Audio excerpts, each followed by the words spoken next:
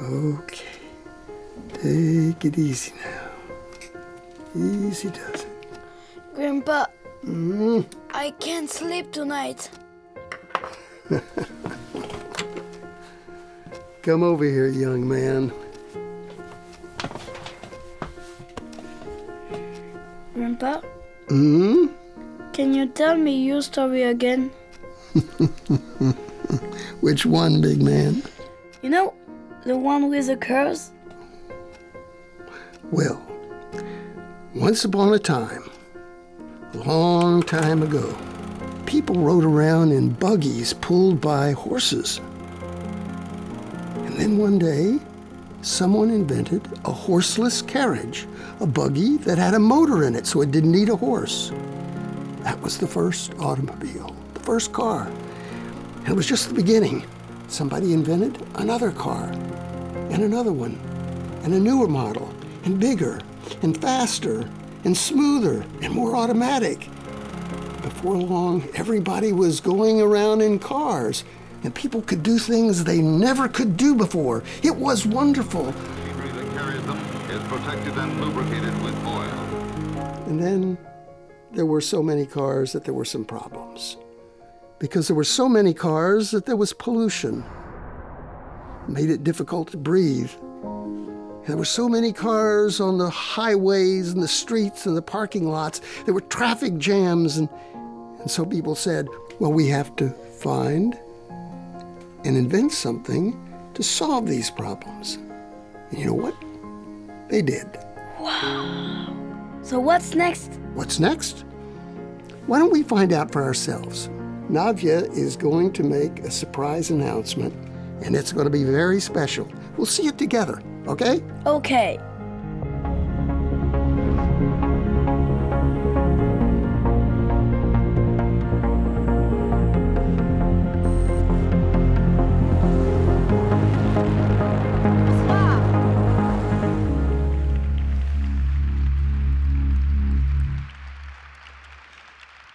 Bonsoir, Madame la Ministre. Bonsoir, Monsieur le Ministre.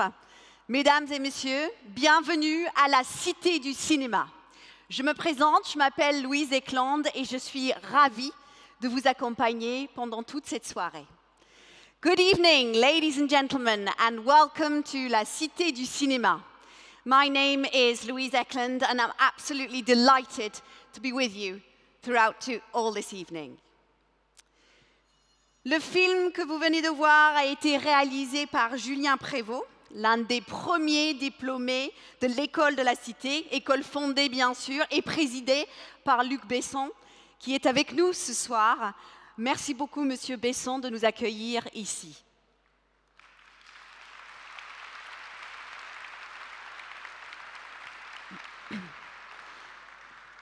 Comme on vient de le voir dans le film, et vous le savez déjà, demain, les villes seront de plus en plus denses, plus urbanisées. On prévoit en effet, à l'horizon 2050, 70% de la population vivra en centre-ville. Cette densité va générer justement de plus en plus de flux de transport. Pour remédier à cela, il faut repenser notre conception de la ville. Aujourd'hui, les acteurs publics et privés travaillent ensemble, collaborent ensemble pour transformer la ville, pour en faire une ville plus intelligente. La Smart City, comme on l'appelle, doit répondre aux besoins des citoyens et apporter de nouvelles solutions pour garantir leur bien-être. Et avec la transformation de la ville, c'est aussi le concept de la mobilité qui doit transformer.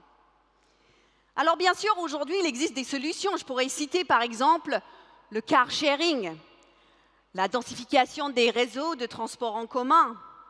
On utilise bien sûr de plus en plus le vélo en ville. En plus, les jeunes générations sont de moins en moins attachées à leur voiture, à la possession d'une voiture. C'est trop contraignant. Ils recherchent de la liberté. Ils recherchent aussi des nouvelles solutions pour simplifier justement leur vie.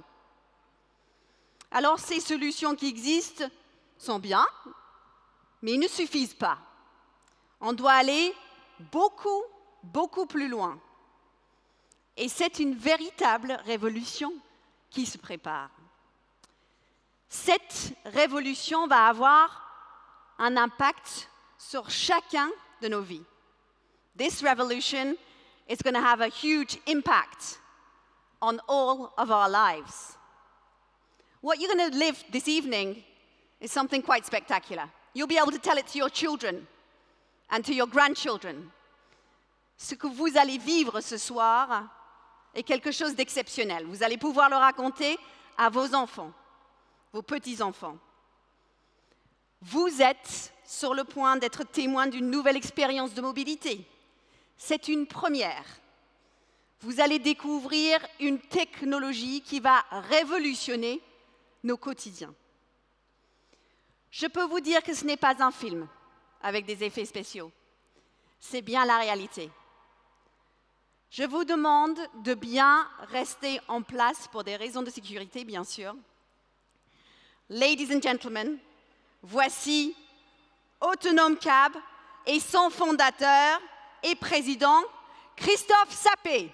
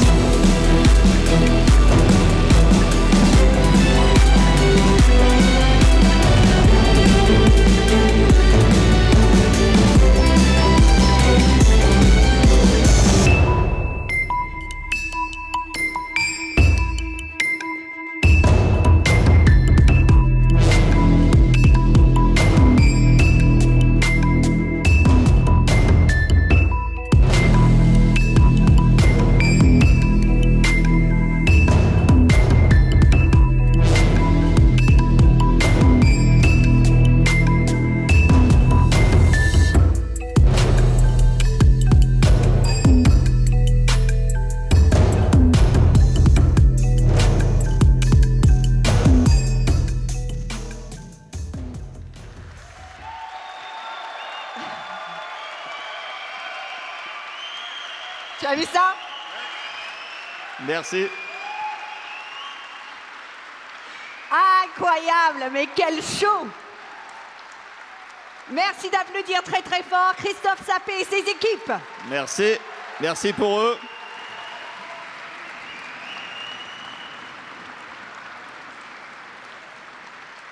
Je dois vous dire que je me sens particulièrement privilégiée d'avoir été une des premières personnes dans cette voiture. C'est assez incroyable comme sensation. Alors Christophe, tout d'abord, avant de rentrer dans les détails de la voiture, j'aimerais juste savoir comment on en arrive là. Quel est ton parcours? Eh bien, on a l'habitude de me considérer comme un serial entrepreneur, passionné de technologie, serial entrepreneur parce que j'ai toujours travaillé dans les entreprises que j'avais créées.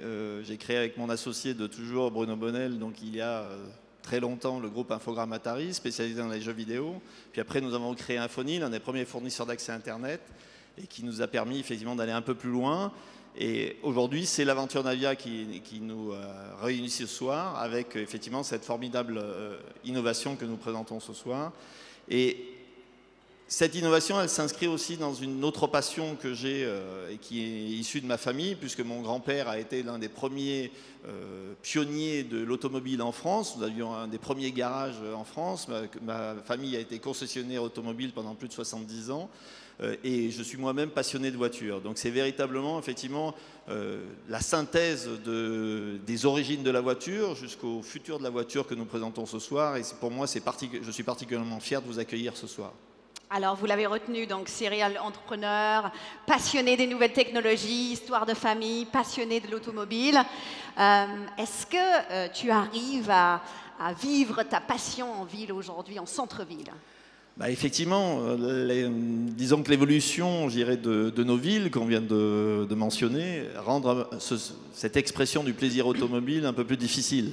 Parce qu'on sait bien qu'il y a de plus en plus de contraintes. Vous êtes certainement beaucoup d'entre vous ici ce soir qui sont comme moi obligés de prendre leur véhicule tous les matins. Et quand on voit tous les embouteillages, le temps qu'on passe à l'intérieur de ces véhicules, la congestion, la pollution, tout cela, forcément, ça nous interpelle. Et on se pose la question, effectivement, de que vont devenir nos villes. Donc, il est nécessaire, effectivement, de faire quelque chose aujourd'hui. Et justement, quelle est votre vision de la voiture en centre-ville, votre conviction? Alors, la vision et la conviction que nous avons, c'est qu'effectivement, il est nécessaire de faire quelque chose, d'avancer, de proposer de nouvelles solutions. Nous sommes persuadés que d'ici 10 ans, il faut que plus d'un utilisateur, un citadin sur 10 utilise un autonome tous les jours. Et c'est notre credo que nous souhaitons développer aujourd'hui. Donc c'est vrai que c'est quelque chose que Navia a réfléchi depuis longtemps, justement cette problématique. Mais du coup, comment se concrétise cette réflexion? Louise, vous savez, nous, chez Navia, nous concevons et réalisons des véhicules autonomes, propres, électriques, sans conducteur, sans pédale, sans volant, depuis maintenant plusieurs années. Et c'est ce qui nous guide. Donc, on sait que c'est des sujets passionnants, c'est des choses nouvelles pour beaucoup d'entre nous. Mais du coup, est-ce que les solutions, justement, ils ont fait leurs preuves? Alors évidemment, les solutions existent. On développe ça donc, chez Navia depuis 3 ans. Nous avons lancé un premier véhicule donc, qui s'appelait la Navia Arma, que nous renommons ce soir Autonome Shuttle, qui est un peu la quintessence de ce qu'on savait faire. Nous avons développé ces véhicules et nous les mettons en service et utilisons des expérimentations dans plus de 50 pays. Nous avons déjà transporté plus de 200 000 passagers et donc ça valide totalement effectivement le concept des véhicules autonomes puisque par exemple un dernier chiffre qu'on vient de me livrer il y a quelques jours, vous savez que nous avons une expérimentation sur l'esplanade de la Défense, plus de 95% des gens sont contents d'être montés dans un véhicule autonome, plus de 97% se sentent en sécurité, donc je considère qu'effectivement notre modèle est totalement aujourd'hui validé et que nous sommes effectivement aux prémices d'une révolution de la mobilité. Je dois dire, si vous aviez été à Lyon, moi j'étais à Lyon parce que je travaille sur une nouvelle émission, on a monté donc dans l'Autonome Shuttle et on a vécu cette expérience et c'était assez exceptionnel. Est-ce que vous pouvez nous rappeler où en est Navia dans le développement de ces nouvelles solutions de mobilité? Écoutez, ce soir, c'est vraiment le début de la deuxième étape de notre développement. Première étape, effectivement, premier constituant de cette gamme de véhicules, l'Autonome Shuttle, qui existe depuis maintenant 3 ans. Et c'est l'Autonome Cab ce soir, ce magnifique véhicule que nous avons conçu et réalisé, c'est la deuxième étape du développement de Navia et qui va nous permettre effectivement de continuer à révolutionner ce monde. Et donc, Autonome Cab, qu'est-ce que c'est exactement, pour être super concret? Alors, Autonome Cab, c'est le premier robot taxi qui soit commercialisé dans le monde. C'est un véhicule qui est destiné à s'insérer de manière complètement fluide dans nos villes aujourd'hui, c'est-à-dire un véhicule qui va à une vitesse de service qui est comprise entre 50 et 70 km/h, même qui peut aller jusqu'à 90 km/h, qui est capable d'emporter de 1 à 6 personnes dans des conditions de confort et de convivialité que vous pouvez entreapercevoir, que vous verrez dans quelques instants, et qui va permettre un usage partagé des véhicules avec effectivement de nouveaux services. Alors, ces nouveaux services, qu'est-ce que je peux faire dans ce véhicule? Alors, tout le temps qu'on va vous libérer, évidemment, il faut qu'on vous donne la même façon d'être comme si jamais vous étiez chez vous. Ce temps qu'on vous libère va vous donner la possibilité d'utiliser vos applications préférées sur Internet, donc accès Internet à bord, accès Wi-Fi, la possibilité d'avoir accès maintenant à des services de nouvelle génération. Par exemple, on peut imaginer que vous pourrez, d'ailleurs il y aura des démonstrations tout à l'heure, que si jamais l'Autonome Cab passe à côté d'un monument dans Paris, ben effectivement il y a un audio guide qui se déclenche. Vous pouvez avoir la possibilité, quand vous passerez devant l'Olympia, de dire bah, tiens, ce soir je veux aller à l'Olympia parce qu'il y a un super spectacle, et de réserver, de payer vos billets à bord. Donc toutes ces applications sont effectivement de nouveaux services. Bien évidemment, seule l'imagination sera une limite, puisque tous ces véhicules sont connectés, intelligents, et vont permettre effectivement de concevoir tout ce qu'on a toujours rêvé. Alors, vous l'avez vu arriver, c'est quand même assez impressionnant. Je vois qu'il y a des capteurs devant, mais comment ça fonctionne? Alors bon, je crois que je ne vais pas embêter tout le monde, mais c'est vrai que ce véhicule, c'est un concentré de technologie. Donc aujourd'hui, on a mis le maximum de la technologie qui était disponible. C'est certainement, vous avez devant les yeux, le véhicule le plus sophistiqué au monde en termes de véhicule autonome. On a tout intégré à l'intérieur de ce véhicule avec la possibilité d'utiliser les meilleurs fournisseurs de technologie dans le monde. On parle de lidar, de caméras, de radar. Nous, on ne fait plus de choix par rapport à toutes ces technologies, on les intègre toutes. C'est pour ça que ce véhicule est très sophistiqué et qu'il permet effectivement de faire des avancées notables dans ce marché. Alors, si je comprends bien, si j'utilise Autonome Cab, ça va vraiment changer nos habitudes en ville. Oui, bien sûr, Louise. Vous savez, ce soir, c'est un peu une révolution. Donc, c'est un peu le moment où on pénètre dans cette ère de l'autonome, donc qui effectivement un peu la signification de ces véhicules que nous vous présentons ce soir.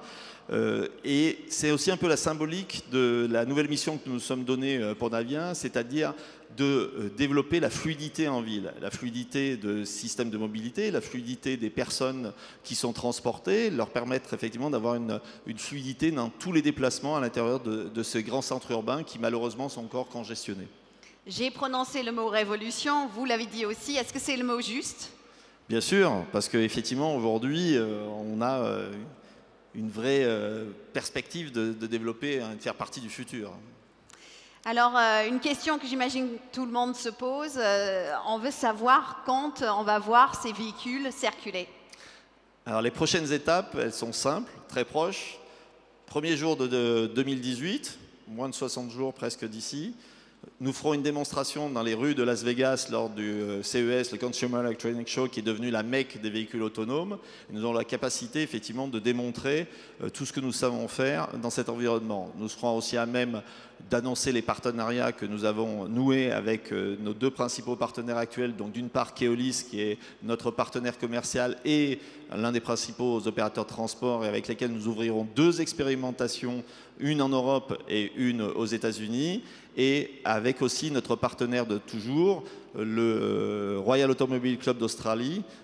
Et je pense que d'ailleurs je vais en profiter pour je dirais, saluer je crois que nous avons avec nous son Excellence l'ambassadeur d'Australie en France. Et donc merci de vous être joint à nous ce soir en compagnie de nos ministres. Bien évidemment, ce jour-là, à Las Vegas, on espère qu'on aura d'autres partenaires qu'on pourra annoncer. C'est rendez-vous dans 60 jours, donc véritablement quelque chose de très important. Et tout de suite après, donc en avril, à partir d'avril, mai, juin, en fonction des délais qui seront nécessaires pour les autorisations d'expérimentation, nous ouvrirons les premières dessertes avec des autonomes cab avec du transport de public. C'est-à-dire que ça ne sera pas uniquement, si vous voulez, quelque chose qui est utilisé pour des personnes de Navia, mais véritablement, nous transporterons des personnes. Et bien évidemment, si vous avez l'occasion d'être là, nous serons ravis de vous transporter. Et si je voulais acheter un véhicule ou le tester pour la première fois? Alors là, il faudra attendre les premiers jours de juillet, mais je crois que c'est une date importante pour vous aussi, Louise. Pour mon anniversaire, je ferai un petit tour, c'est ça? On vous offrira un tour en Autonom Cab. On vous donnera les clés de votre premier véhicule, si vous voulez. Bon, vous avez retenu toutes les dates. Donc, il y a le CES en janvier, puis ensuite, vous allez pouvoir tester le véhicule à partir du mois d'avril. Et puis, en juillet, la sortie, la commercialisation, on peut l'utiliser juillet 2018. Je ne me trompe pas, c'est bien ça, oui. J'ai bien retenu la leçon. Bravo, j'ai envie de vous dire bravo Christophe, et bravo aux équipes qui sont là avec nous. Ah, effectivement, j'en profite. Merci de les applaudir parce qu'ils ont fait preuve d'un dévouement, d'une compétence, d'un enthousiasme. C'est véritablement, effectivement, Navia n'existerait pas sans eux. Donc, merci, un grand bravo avec toutes les équipes qui, vous voyez, tout le monde n'a pas pu être là ce soir, puisque nous sommes près de 160 salariés, mais véritablement, merci pour eux. On vous propose maintenant, en images, de voir Autonom Cab rouler sur route ouverte. C'est un film réalisé, bien sûr, avec une autorisation de tournage. C'est parti. Mais j'en profite aussi pour dire que Madame la Ministre nous a fait le plaisir ce soir de nous confirmer que nous avions obtenu l'autorisation de faire des essais dans les rues de Paris. Donc vous aurez l'occasion de voir ça dans les espaces des Invalides. Merci. C'est parti.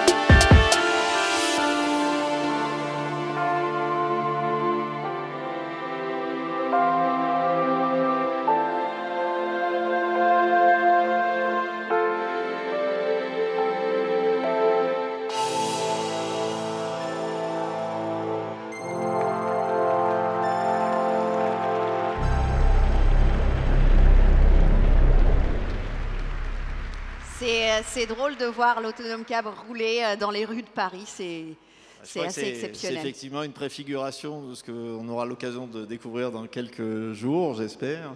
Et c'est aussi, vous voyez, la signification de cette dénomination bifluide que nous présentons ce soir, donc qui est la nouvelle signature de la société, puisqu'encore une fois, c'est la fluidité des systèmes de mobilité que nous souhaitons mettre en avant dans les années à venir. Nous allons maintenant accueillir des acteurs institutionnels de cette révolution de la mobilité, parce que ce soir, Christophe, nous avons la chance, on l'a dit plusieurs fois, d'avoir parmi nous des ministres et des élus. Tout à fait, et donc je suis particulièrement honoré de pouvoir accueillir ce soir Monsieur Jacques Mézard, ministre de la Cohésion des Territoires, et Madame Elisabeth Borne, ministre des Transports, que j'appelle pour venir nous faire part de quelques petits mots. Merci, Madame la Ministre.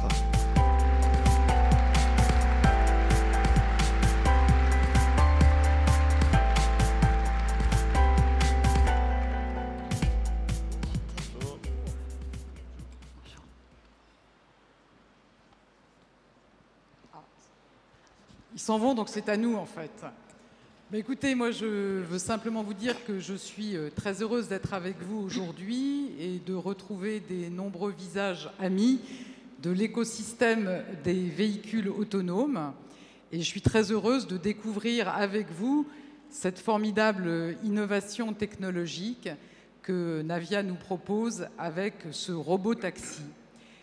Et je voudrais dire que derrière cette innovation technologique, moi j'y vois une promesse de nouveaux services de mobilité.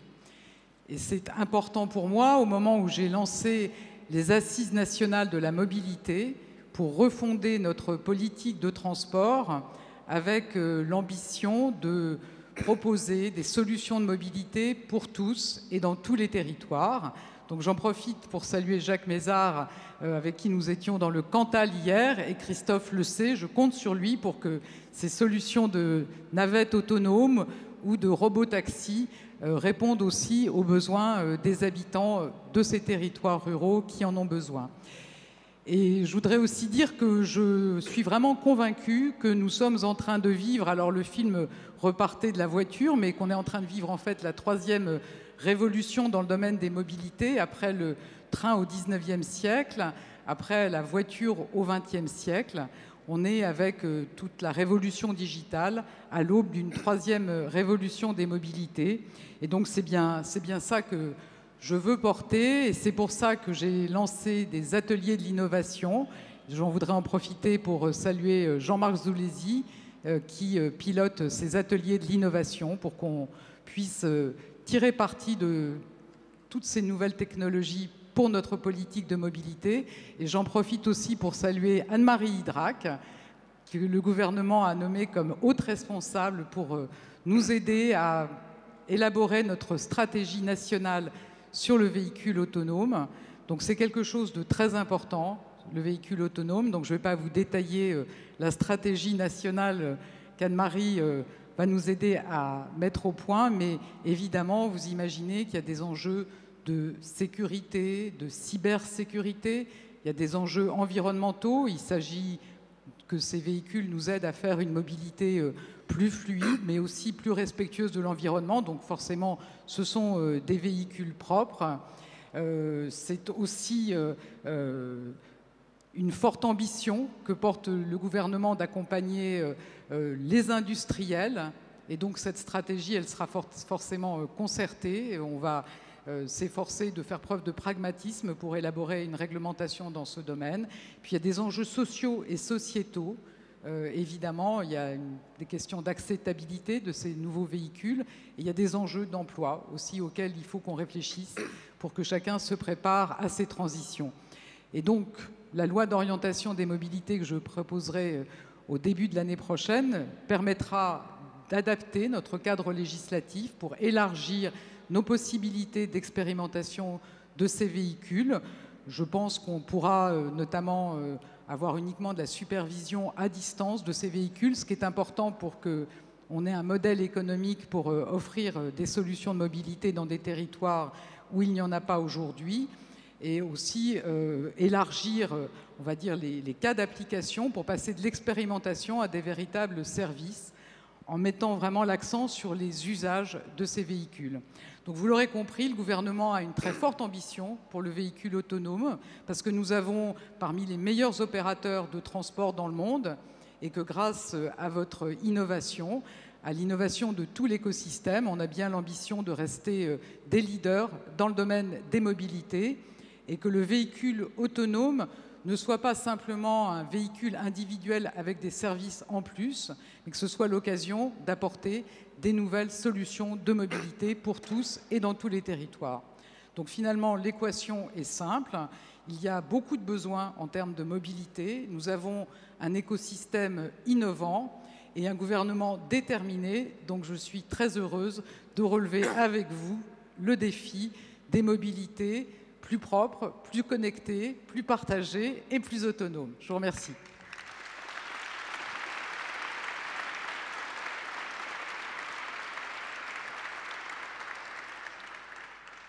Bonsoir.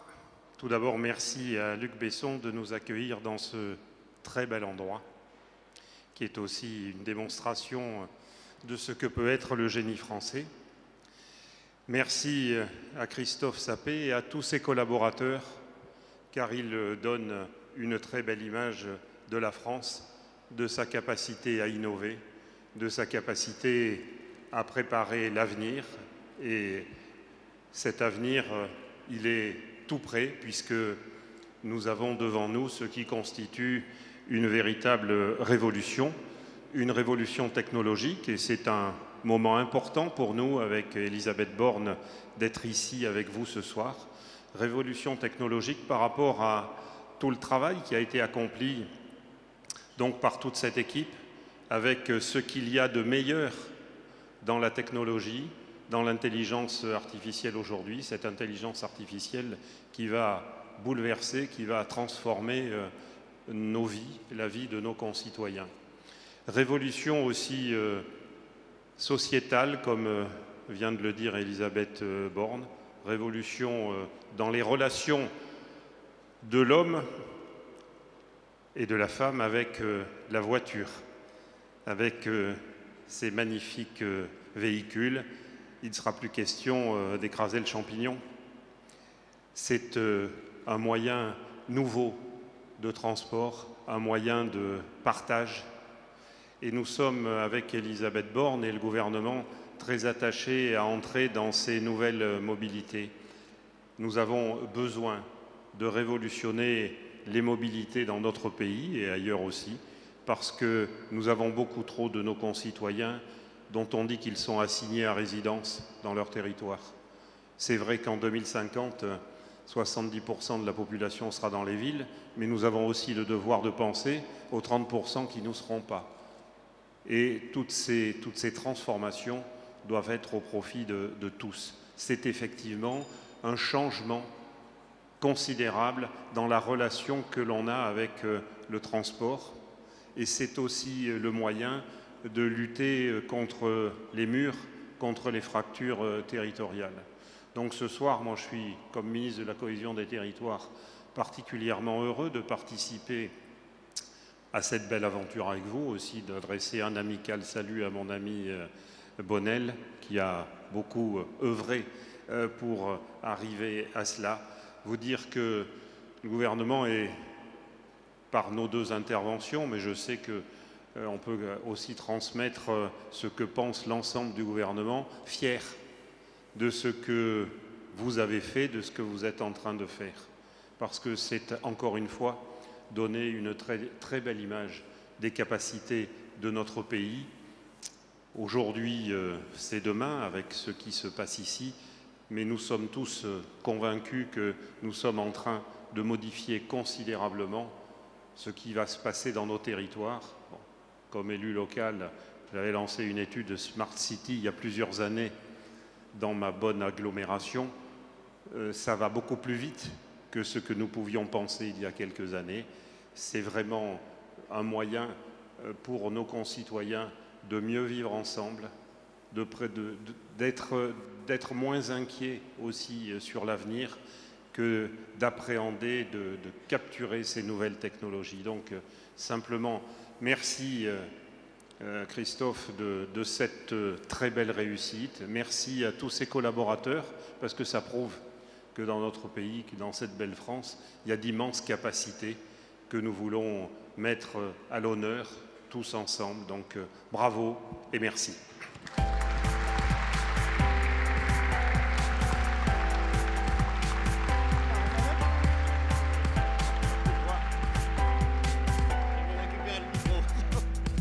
Ah, on a perdu Louise, non? Merci, merci Madame le Ministre, merci Madame le Ministre.